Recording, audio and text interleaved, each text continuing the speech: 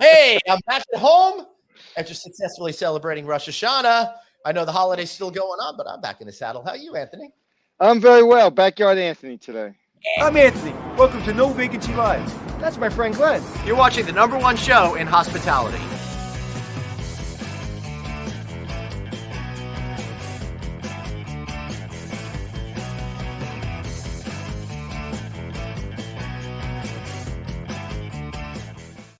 Hey, everybody. We got Backyard Anthony. I'm Rooftop Glenn. I hope everyone's doing well today as you join us on No Vacancy Live. Anthony, so great to see you. It was so much fun being at the Graduate Hotel in Providence this past week and getting out there and seeing so many different cool hotels these days. Explain the food situation during Rosh Hashanah. Like, what's it today? Like, you eat a lot and then you fast? Take a nap. No. Yom Kippur is next week. We're storing our calories now for the 24-hour fast that people will be doing. Got it. Not necessarily me, but a lot of people will be doing that. And the whole idea behind Yom Kippur is you cleanse yourself, your body, and therefore your sins. And the whole period between now and then is about being written into the book of life. So you have a happy, sweet, and prosperous next year. So you want to get it all started in the right track, right? Makes a lot of sense. Understood. Yeah. I'll tell you what else makes a lot of sense, Anthony Melchiori, and that is if you guys want to develop a new hotel, partner with Radisson Hotels Americas and their development team.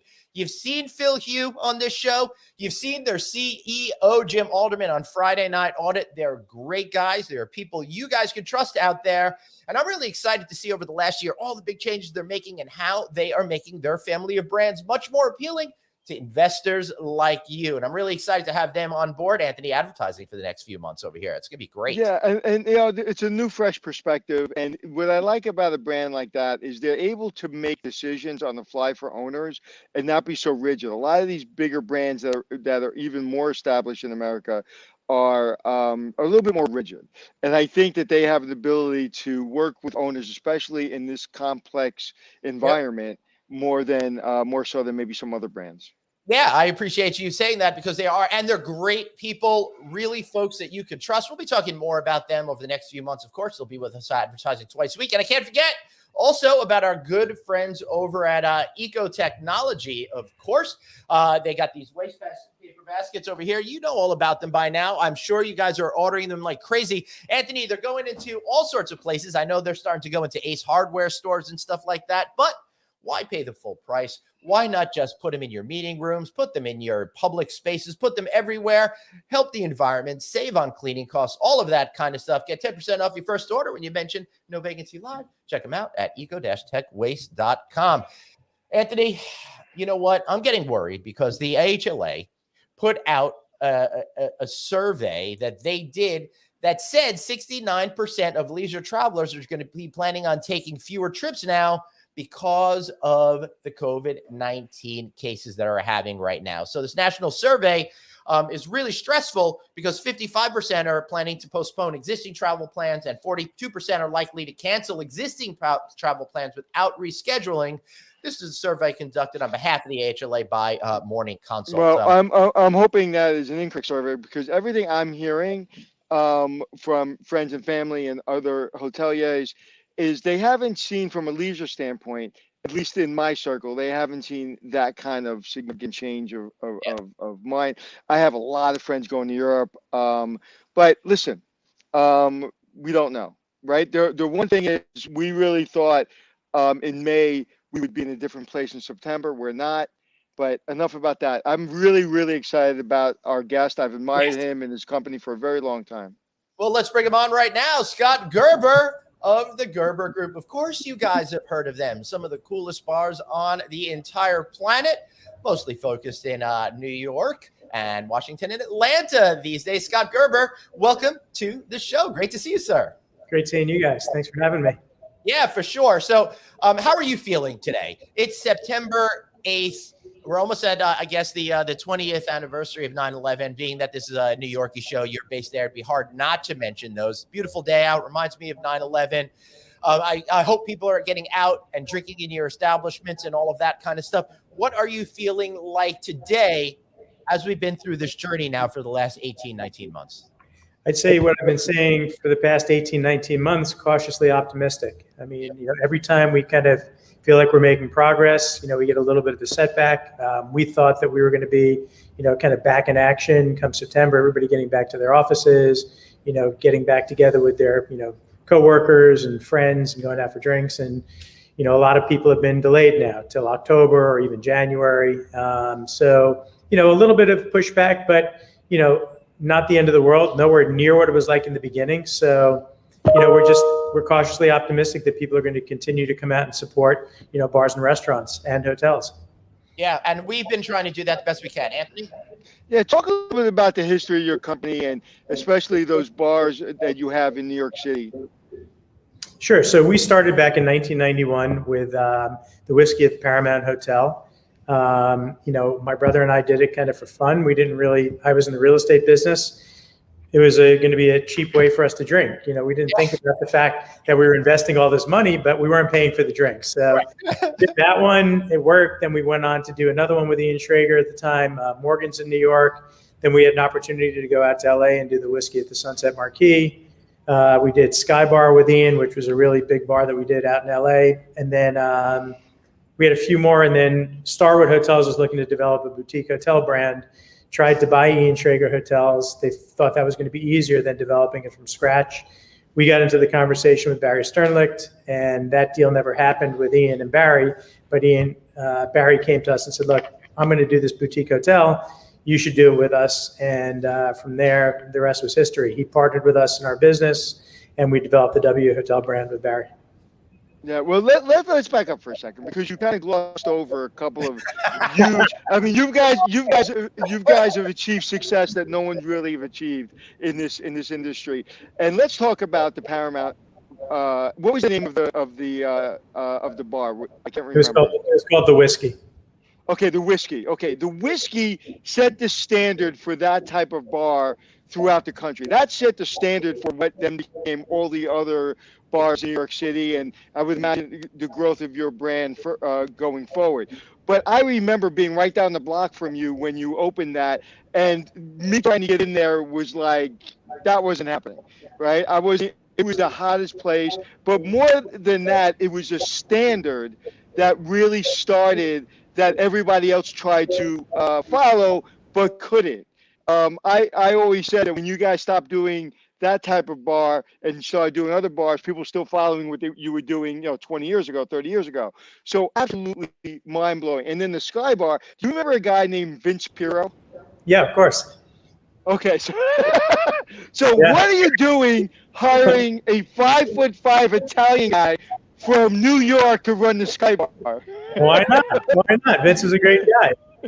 Vince is one of my dearest friends, and we worked together in that hotel I was talking about when you opened up the Paramount. And I went out to the Sky Bar, and it was, again, I'm not getting in unless I know Vince. And all of a sudden, he brings me into the Sky Bar, and I look at him and go, dude, something doesn't work for me. It's like, you should be like a lot taller and a lot more handsome. But anyway, Vince is a great guy, and I loved your bar, and you've done amazing things, and that everybody else has tried to emulate, and you continue to do it. So just, I've been in the industry for 35 years, and I haven't seen anything like what you guys have done. So where are you now in New York? What places are you running, and where are you? Are you all open, and what do you think about now the new vaccine mandate? How are you managing all that? Sure. So, well, thank you again for all those compliments. And, the whiskey at the Paramount was amazing. And please send my best to Vince. He's a great guy. I haven't seen him in a long time. We're currently officed at one of our properties called Irvington, which is at the W on Park Avenue South. We're currently running the Campbell at Grand Central. We have Mr. Purple down at the Hotel Indigo. We have the Crown at Hotel 50 Bowery. And the most recent one that we opened, which was a few months ago, is a new hotel called the Arlo Midtown.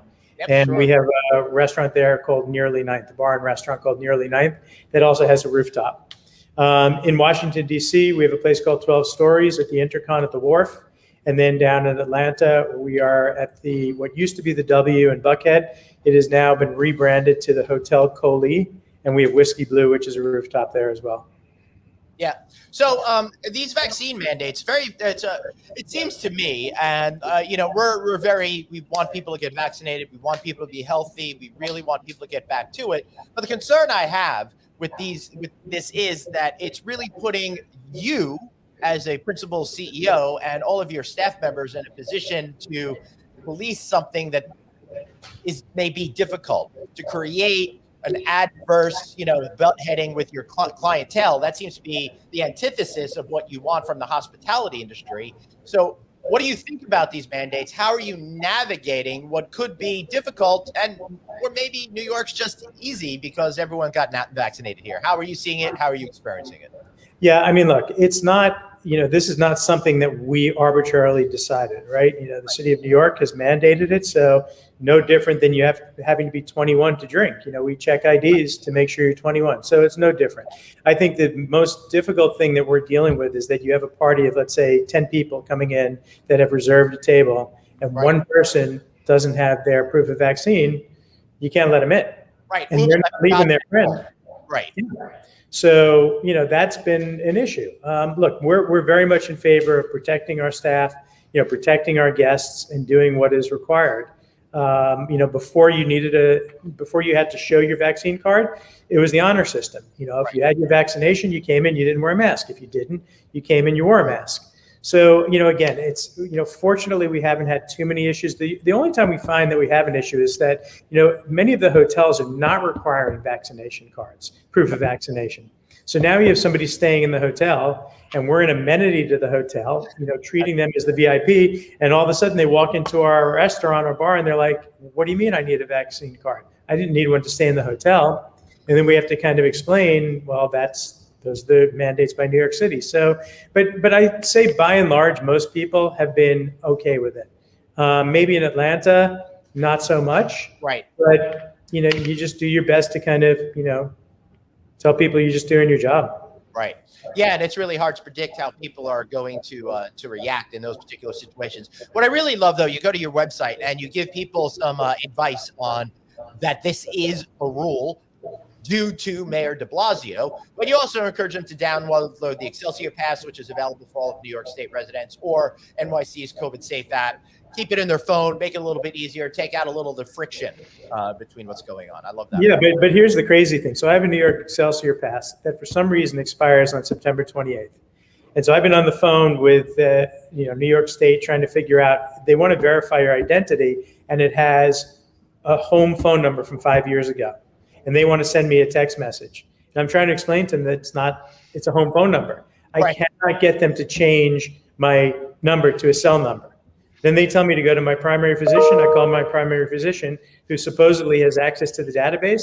He has no access to the database. Right. So I had to go and now download the Clear app to start from scratch again. But, you'd think they'd make it easy on you, but it's not. So, I do have empathy for people that, may not have it. But again, I can't run the risk of, jeopardizing the fines that go along with it, or, endangering my staff that is relying on us to protect them. So right. Yeah, and that makes a lot of sense. And being honest with you, Scott, I would feel more comfortable if I knew everybody in that place was actually vaccinated.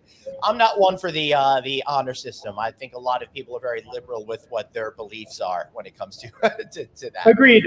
But we didn't want to be, look, we're not the professionals. We're following the professionals.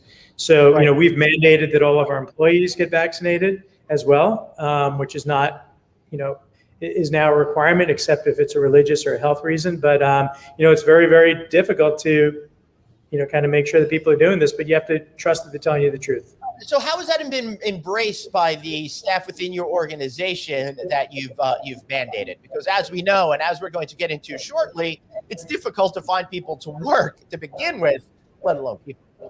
Yeah, I think most of our staff understands that it's for their protection. We don't want them to get sick. I can tell you that, the people that have been vaccinated, which I'm sure you've heard, that are around people that have COVID are less likely to get it. And if you get COVID and you're vaccinated, you're less likely to end up in the hospital. So I think they understand it. I think what it's caused our staff to do is to really move on it, though, and get it done. It was too easy to kind of say, yeah, when I get around to it, or I don't really want to do it now. When it's faced with their livelihood, if they want the job, then they're going to get vaccinated. Right. And I like that it's It's encouraging people to do what they probably were going to do anyway. And Right. for those of you out there, if you check our shows with like Harris Rosen, for example, he's an incredible leader down in Florida with Rosen Hotels. He's even making sure that people get paid while they're going to get the vaccine. So nobody has to lose any income. Nobody has to worry about that. I love that particular plan. So Scott, what's the overall vibe right now going out on the consumer side with people going to your nightlife establishments these days? It's actually pretty good, and it's been good for a while. Look, people have been cooped up for so long. They were really wanting to get out. We're fortunate to have a lot of outdoor spaces, a lot of rooftops, like, your background at the Crown. I mean, so for us, it's been, right?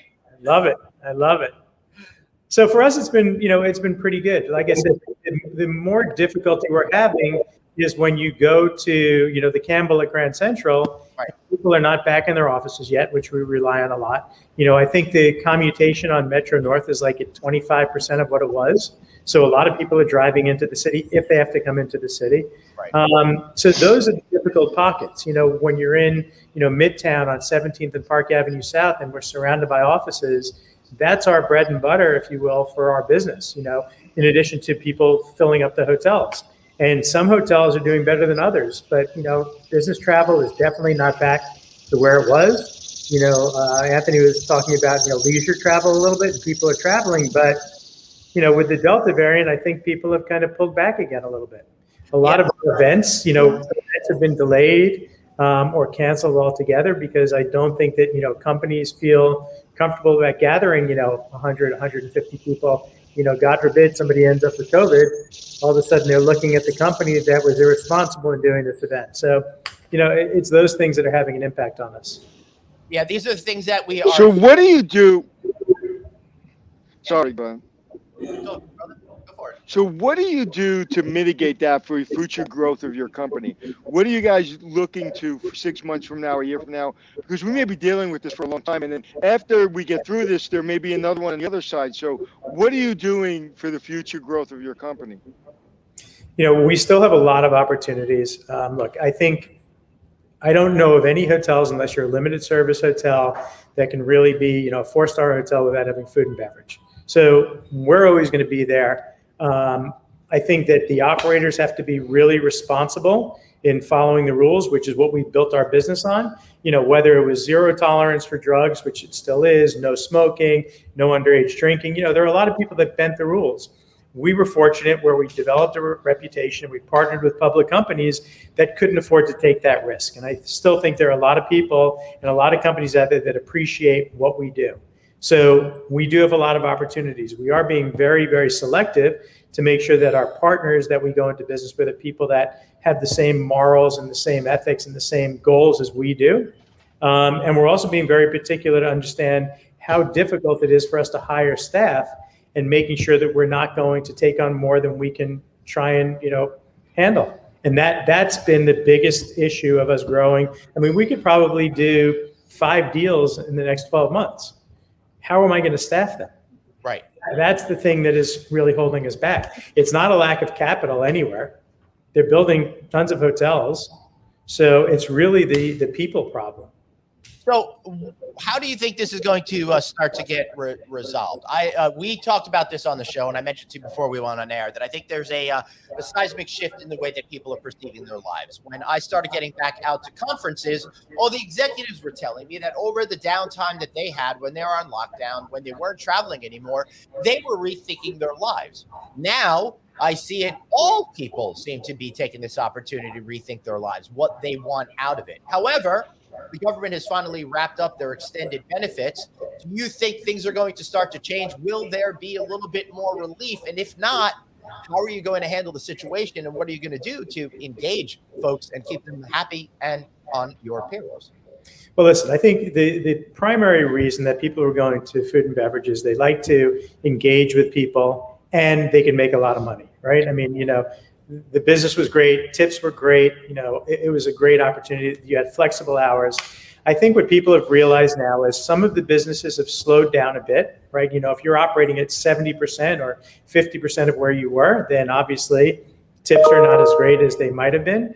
There are also so many other opportunities out there. Look, it's not just the restaurant and bar business that are looking for employees. Everybody is. everyone. So if you have an opportunity to sit at home on your computer and have that kind of job and have flexible hours, you may choose that over an 8-hour shift working behind a bar. Yeah. And look, I get it. I mean, we've had people that have left us and just said, look, I don't want to work at night anymore. I want a daytime job. And they're out there. Maybe you're delivering for Grubhub and you're making more money on your bike than you are dealing with people constantly. So I just think that there are a lot of those opportunities. Do I think that this stimulus expiring will help us a little bit? Sure, but that's not going to be the be all end all. That's not what made everybody stop working. I mean, yes, to a certain degree it did, but I don't believe that's it. And I don't believe that people have gotten lazy. I just think that there are people that have other opportunities that they may not have had before. Yeah, I agree. Anthony, do you see it? There's a renaissance.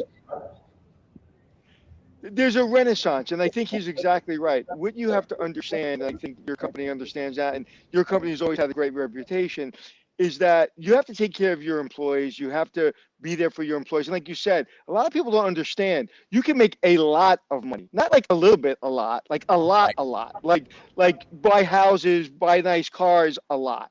And but that's not enough anymore, because the renaissance is, I want to take care of my mental health. I want to have more flexibility.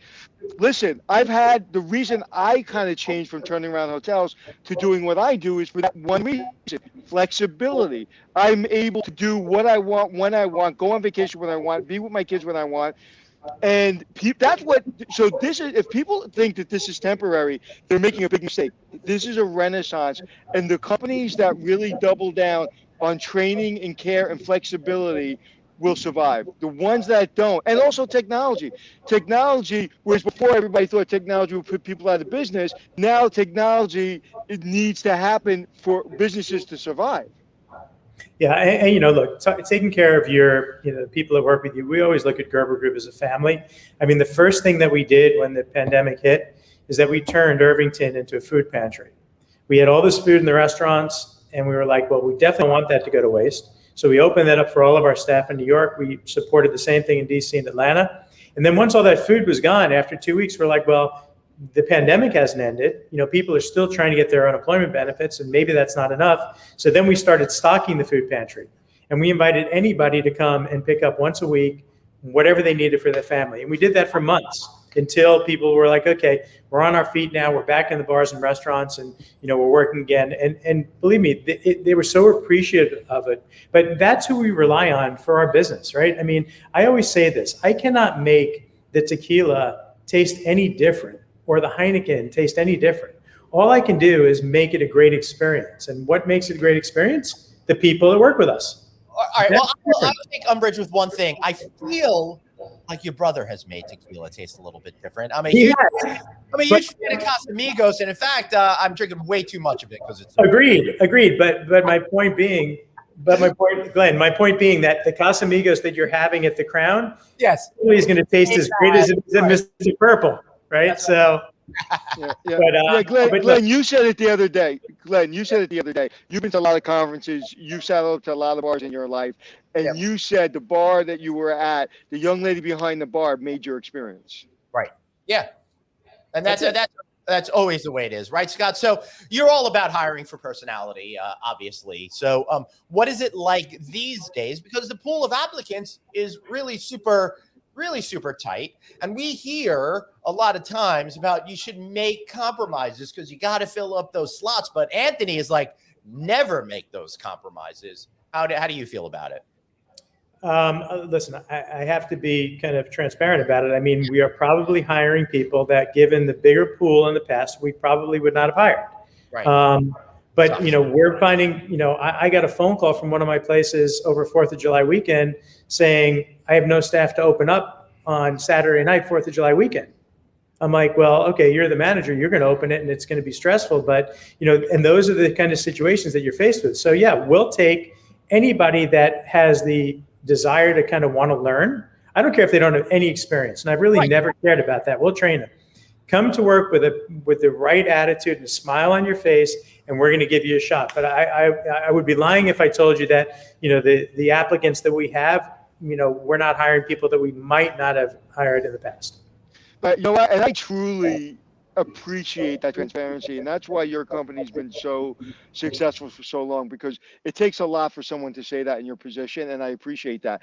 Now, I think for people to sustain this for a long period of time, we've got to start looking, I know at least in my business, we got to start looking at different avenues. Like I look at creative people that may be artists, tattoo artists, people that are maybe even entertainers and comedians, and people that want to be a showman. I remember when I was running a hotel, we had a magician and we had a guitar player, and I said, I will only hire you if you do your magic in the lobby, and the other gentleman if you play your guitar in the lobby. And they both looked at me like I had two heads, and they're like, what? I was like, yeah, you have to do both of those things in my lobby or you can't have the job. And they were like, yes, and we'll work for free. We're so happy. And so to me, we really got to look at people that really don't look at maybe work in a restaurant and bar as an alternative. My daughter, who went to a great school in the city for theater, is now running a coffee shop, and she's in love with it. She literally loves running it. Like, and not like fake, like love it. Like, Broadway was closed, so I'm doing this to get over. Like, she's fallen in love with coffee and management. So there is opportunity, but now we have to go out and we have to really be creative. How are you doing it for the future? What are you looking at? Well, look, I mean, we always want to, the people that we hire, I think, are always looking at the job for what it is to a certain degree, but also who are they going to meet? Who are they going to, you want to be an actor, you may meet some producer that walks in, whatever it might be. Or you may find out that you really just don't like the business, which I think is also very helpful, right? If you go into the food and beverage business because you think you're going to love it and you're really enamored with like the sex appeal of it, and then you get there and you're like, wow, it's very different working in a bar than hanging out with my friends at a bar. I think that's a huge benefit. You've realized something that you want to check off your list, and now you're going to go find something else to do. So I think that's a big benefit as well. One of the things that we have been looking at, though, which has been a big change, is that you can now order your drinks and your food from an app. Right. So when we don't have as much staff, because obviously you're paying more in wages, you want the tip pool to be smaller so people can make more money. So you want to have less staff, but still provide a good level of service. So now you can sit at a table, order your drinks and your food from the app, and have a runner bring it to you. You want to check out, you want your check. You don't have to go and flag down your server to bring you your check. You go onto your phone, you scan it and you check out. So I think those are all things that we will continue to do. But again, we're in the hospitality business, right? You're not, if you want to go and have a drink at your house, don't come to my place and pay me $18 for it. Have your Casamigos in your apartment if you don't want to socialize with people. I think the reason that people go out is because they want that social interaction, and that'll always be there. Yeah, it will be, because it's part of our DNA. Go for it. When I ran the Algonquin, and I'm sure you're familiar with the Algonquin, and we had the Blue Bar, we had the Oak Room, we had all these bars, and people would say to me, I'm not coming to your place and spending $19, $20 for a drink. I was like, well, I don't want you at my place, because you don't understand. It is not, you're not paying for the drink. You're paying to sit in the lobby of the Algonquin. You're basically renting a table in our lobby to be in that environment. I mean, the Algonquin, and don't let me get started, but the Algonquin was cool before cool was cool. Yeah. Right, 1907, it was cool before cool was cool, right? The Red Rope, I don't know if you know this, the Red Rope started at the Algonquin. It was to basically keep the people away from the Round Table. Ferber and Dorothy Parker, and so he had this rope that he literally, general manager Frank Case. So that lobby, you're paying for the history. So to me, that's not your guess. But you mentioned something very interesting.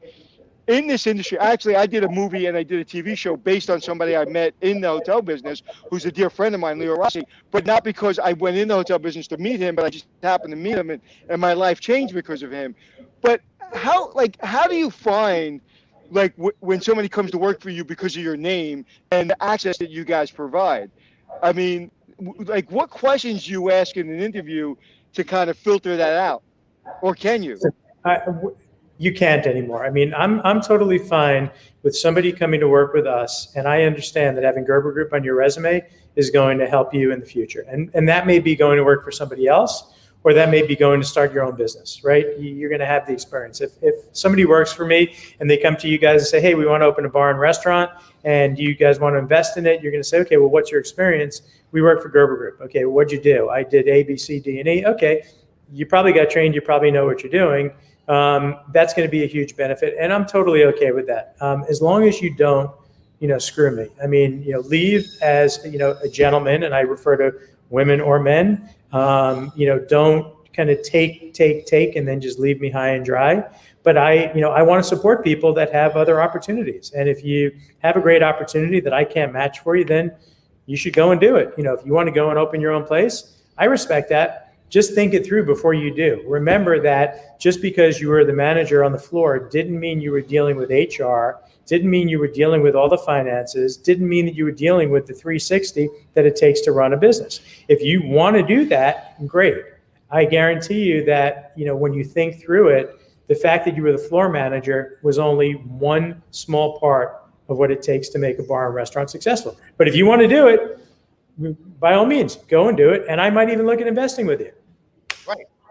Yeah. And I would imagine that I'm sorry, Glenn, real quick. I would imagine people have left you and their biggest problem was being undercapitalized and they didn't realize it. And then they come to you and go, oh, can I have my job back? Because I didn't realize that I needed a year or 2 years worth of money in the bank to protect myself. Very true. And by the way, like I said, if they had left me on great terms, the door is always open for them to come back. Don't burn a bridge with me, and you're always part of our family. Great. That's super important. So Scott, we talked a lot about the business side of it, but what is it that customers really want today? Obviously, we've already talked about how inherently it's in people's DNA to want to get together and be social, but what are the ways they actually want to do that when they come to one of the Gerber Group properties? Well, look, I think that, this has been our mantra forever. I mean, when we started off in the business, we had that red rope, that, Anthony was referring to. We got over that pretty quickly, and we realized that people want to be appreciated when they're going out and spending their hard-earned money. So we always want people to feel welcome in our places. Now, that's not to say that you may not be able to get into our place because we're at capacity. That happens, and, we apologize, and we take your phone number and we text you when there's availability. But we always want people to feel appreciated.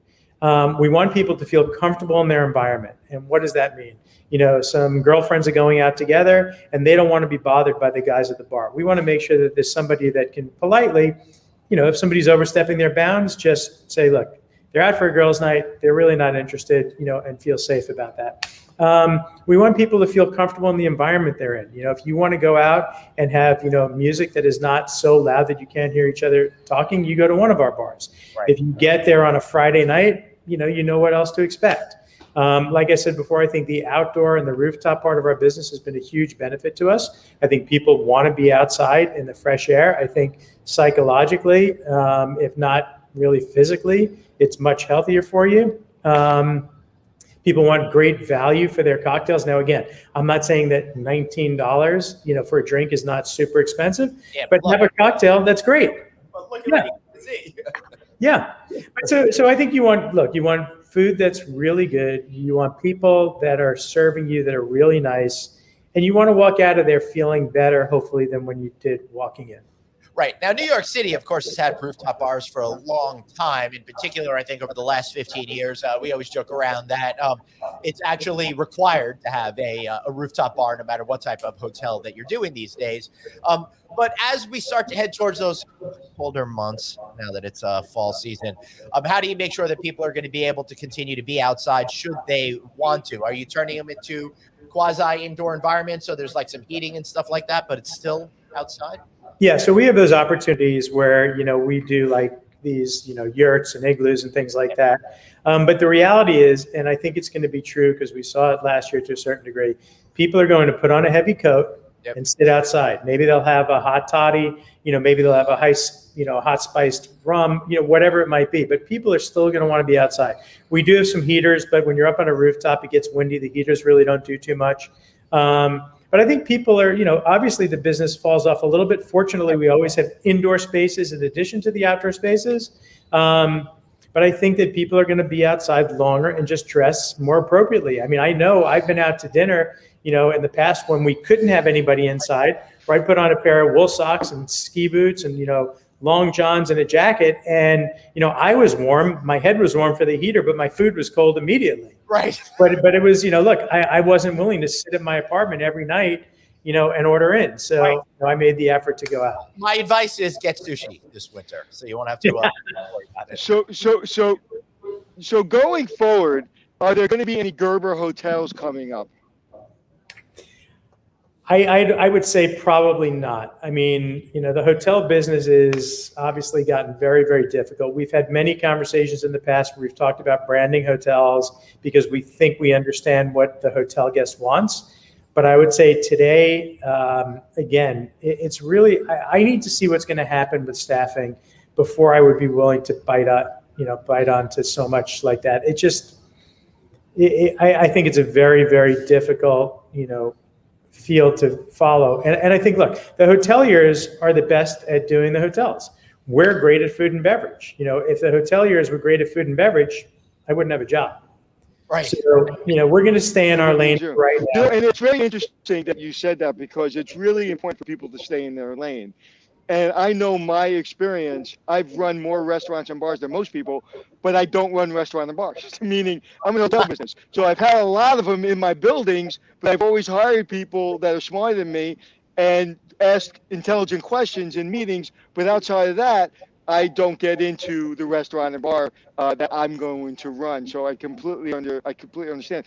Do you think going forward, talking about labor, do you think it's going to be more flat? Basically, when you look at a restaurant and you have runners and you have barbacks and you have busboys and waiters and captain and all this stuff, do you think it's going to become more flat, wages are going to go up, and technology is going to help support going forward? Because I don't see from personally that it's going to go back to where it was. No, and look, we always have a tip pool where, back of house gets tipped out. Like I alluded to before, technology is definitely playing a part in it because you can't hire enough people to satisfy the restaurant. You can't keep paying people more money because at the end of the day, how much are you going to pay for a hamburger? I mean, you're already paying $19. You're going to pay $30 for a hamburger. You're going to pay $25 for the drink. You're just not going to do it. So at a certain point, something's got to give. And, hopefully, look, I can tell you that over the past year and a half, I think I was always a pretty generous tipper. I've become extra generous because I understand how difficult it is for our staff. I can tell you that there's probably not a day that goes by I walk through my restaurant where I'm not handing out tips. I'm not eating there, I'm not drinking there, but I know how important it is. And I appreciate the work that my team is doing under really difficult circumstances. And I want them to know that I appreciate that. Whether we're sending them to a baseball game or a football game or, going out for dinner someplace, that's what they want in supporting their staff. Look, we've had the unfortunate circumstances where we've had staff that have had, relatives that are sick in Mexico, whatever. We want to help them get there. That's the important stuff. That stuff is all the most important stuff to having a great team that's going to cover your ass in difficult times. And that's what this has been. And we've been fortunate where a good core of our team has stayed with us and we'll never forget it. Yeah. You've seen over the years the posers, the companies that pretend, and they've been successful, but they pretend to take care of their team. Do you think whether in the restaurant business, the hotel business, or any other business, that's kind of like, it's all coming into play now? That one of the reasons people are fed up is they did not have a generous boss. And I don't mean generous as far as financial, but generous of spirit, generous of taking care of people. When I've run hotels, getting people to where they need to go and making sure that they're comfortable and having great Christmas parties and holiday parties was a big part of what we did. Do you think that people are just tired of bad bosses? Yeah, and I think the biggest advantage they have right now is that they have so many opportunities to be with good bosses. There was a time where you were just thankful that you had your job. It's not like that anymore. And it's a double-edged sword. I have to tell you the truth. I mean, when somebody doesn't do their job properly, the threat of firing them doesn't exist, right? Because they're like, okay, you fire me, I got 100 other places I can go. And by the way, who are you going to replace me with? So that's kind of the bummer of the situation that we're in as well. You get some people that are kind of showing up and going through the motions, and then you go and you address it and you try and be positive about addressing it and saying, hey, would you mind coming, to work with your shirt ironed and a smile on your face? And they're like, whoa, what do you mean? And I'm like, I don't think that's asking that much, but Right. You're just right. You should just be blessed that I showed up this morning. And unfortunately, it's not the majority, but there are certain people that are out there. And then at a certain point, it's like, look, I don't care if I have to, make do with 2 less servers and the service is a little slower. I'm not willing to live like that. I'm not. Well, at some point, it's going to affect your corporate culture that you've worked so hard to create, Scott. Right. Yeah. Exactly. And one of the things I think you were saying, like, things have changed and we have to recognize that. And you were very, very, very transparent. And I think also when you go out to dinner or you go out to a hotel, I don't think bad service should be a standard, and I don't think you should lower your standards. I think as a person that's going out to a restaurant, if you've been to this hotel before, if you've been to this restaurant before, and they're good people and they've done a good job, you've got to understand what is happening in their business. And I try to teach that to people that I know. I'm like, listen, you go there all the time, and now all of a sudden you're going to decide not to go to that guy's restaurant or that lady's restaurant or that bar. It's like they're struggling to keep it open for you. It's like they'd probably do better if they just shut it. And so it's also, again, I don't believe in lower standards, but I do believe in people appreciating other people's situations. Yeah, no, I couldn't agree with you more, Anthony. It's really just, having people understand the situation that we're in. So if you're waiting a little bit longer for your cocktail to be served, just understand that, it's a challenge for everybody and we're doing the best we can. And, I find that a lot of people are being extra polite and extra generous in their tips, but then there are other people that are like, you got to be kidding me. I've been waiting 5 minutes for my drink. My burger wasn't cooked right. And we just don't have time for those people. We'll reach out to the negative reviews on Yelp or whatever it is and invite them back and whatever we have to do. But, we do ask for a little bit of forgiveness and a little bit of understanding considering, the situation we've been in for almost 2 years now.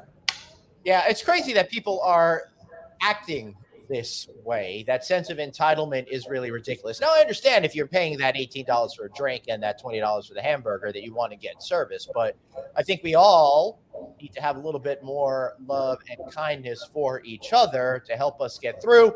That's a larger issue that society is facing that I don't think we're going to be able to solve right now on No Vacancy Live, right? So, Anthony, anything else you got for Scott?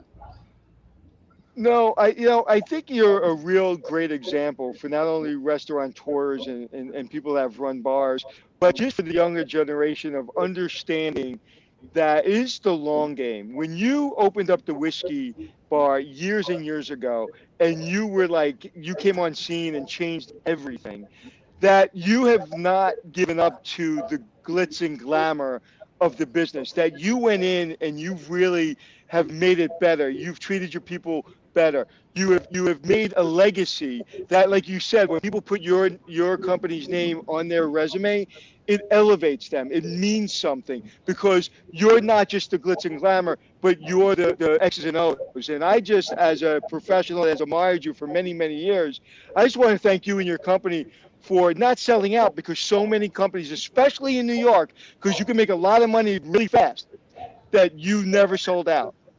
Well, thank you. Those are very kind words, and I really appreciate it. I mean, we work hard at creating a culture and really having people with us for a long time. I mean, I have busboys that have been with me for 30 years. Wow. Whose kids are now working with us, and I know that this is their family. So I really appreciate the kind words.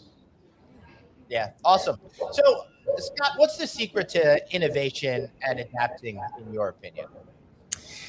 Look, we've always been kind of aware of trends, but not wanting to be trendy. Look, there are a lot of people that can make it. They're trendy for 2 years, they make a lot of money, and then they disappear.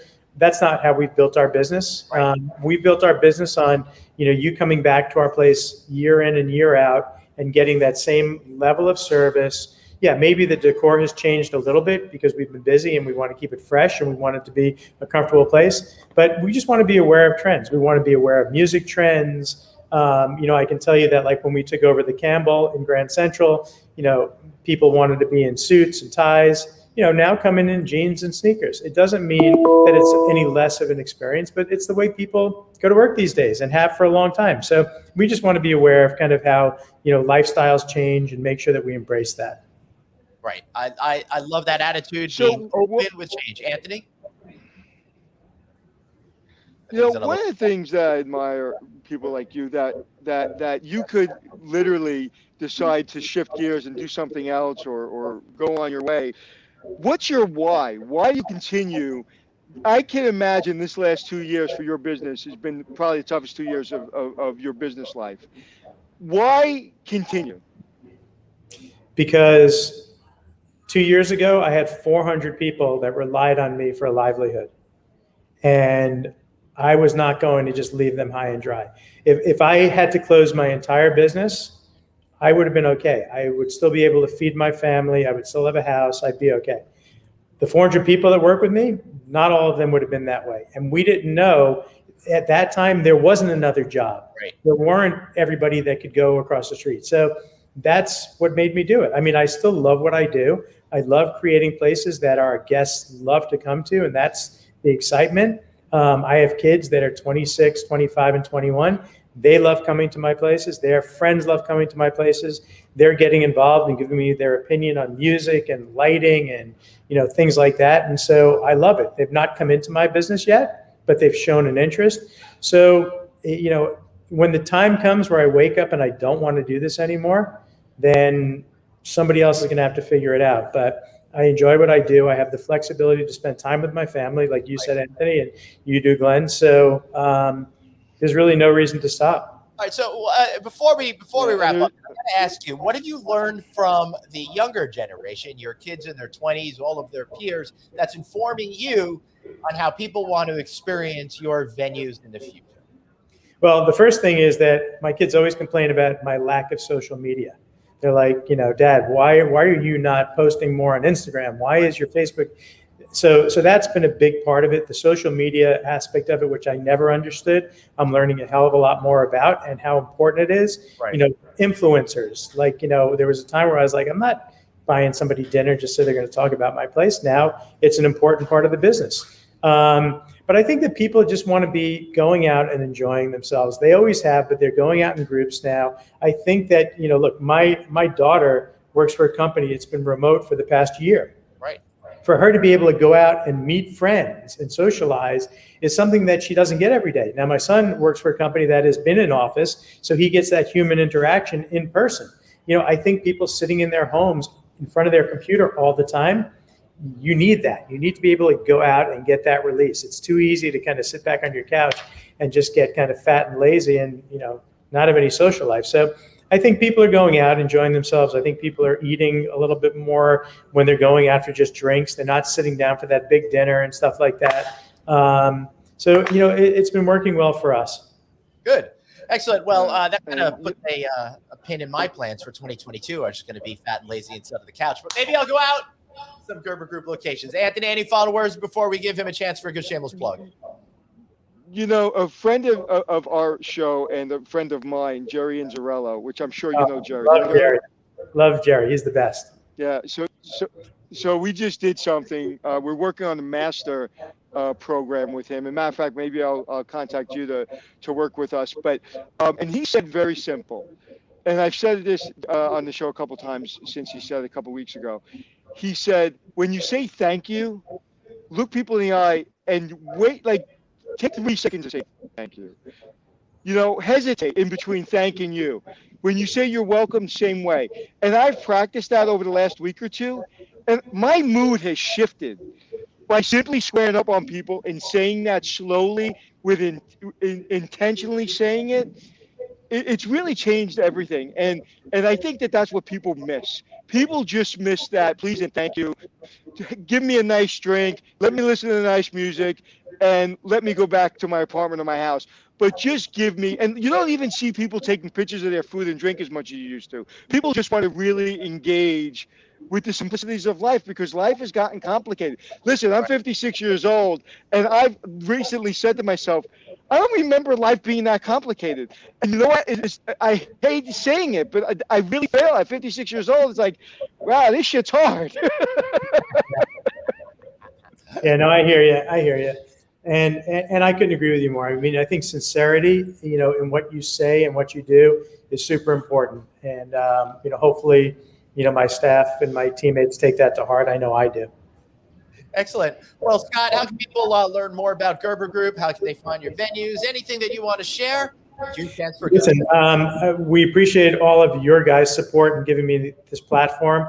Our website is gerberbars.com. We've opened a new place, like I said, nearly 9th in the Arlo Midtown. Come by the Campbell, Irvington, the Crown, Mr. Purple, or if you're in DC or Atlanta, 12 Stories and Whiskey Blue. And we appreciate all the support. And again, thanks for the opportunity and for having me.